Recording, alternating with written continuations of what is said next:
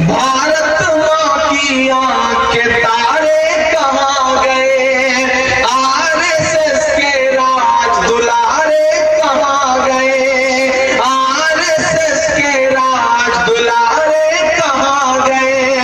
अच्छे दिनों की तरह उन्हें भी खोज रहा, कोई बताए अन्ना हजारे कहाँ गए, कोई बताए अन्ना हजारे कहाँ गए।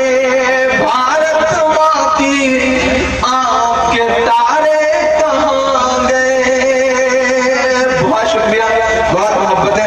मैं तो सोच रहा था कि 2:30 बजने को हो गए हैं, 2:15 के आसपास हो रहे हैं और आप थक गए होंगे, लेकिन मैं सलाम करता हूँ आपके जज्बे को, आपकी जिंदा दिली को, आपके जोश को, कि आप में बहुत एनर्जी है, बहुत ताकत है। मैं चाहता हूँ कि सलीम साहब ने आज जो ये शाम सजाई है और इस खूबसूरत से कैंपस में, ये बहुत बड़ी बात है। मैंने बहुत मुबारकबाद देता हूँ और मैं चाह रहा हूँ कि एक बार जोरदार ताली सलीम साहब के लिए बजे, क्योंकि सलीम साहब का बड़ा नाम सुना था, बड़ी तारीफें सुनी थी और यहाँ आकर के मैंने महसूस भी किया कि एक इतने बड़े इंस्टीट्यूशन का मालिक, या यूं कहूं कि तालीम की शमा रोशन करने वाला इंसान कैप्री और टी शर्ट पहन के बैठा हुआ है।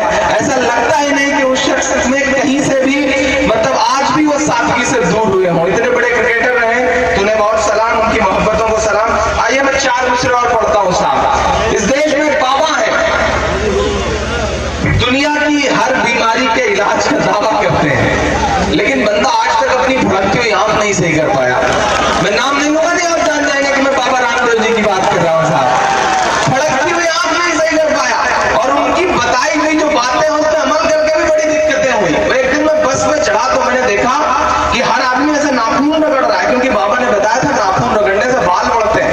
ऐसे नाखून रगड़ रहा है हर आदमी, जितने आदमी भी बस में बैठे हैं सब नाखून रगड़ रहे हैं। मेरी नजर पड़ी एक बुजुर्ग चाची बैठी हुई थी, वो अपना मुंह ढक करके अपने दुपट्टे से बैठी हुई थी, तो मुझे लगा कि सब नाखून रगड़ रहे हैं, ये चेहरा छुपाए बैठी है। मैं उनके पास गया, मैंने कहा चाची क्या हुआ, आप चेहरा क्यों छुपाए बैठी हैं? बोले वो बाबा रामदेव जी ने बताया था नाखून रगड़ने से बाल बढ़ते हैं, मैंने ज्यादा रगड़ दिया, मेरे मूंछें उगाई हैं। तो ये दिक्कतें भी उनके साथ रही। पिछले दिनों उन्होंने बयान दिया वासिफ भाई के, कानून में हाथ बांध रखे हैं वरना जय न बोलने वालों की गर्दनें काट दी जाती हैं।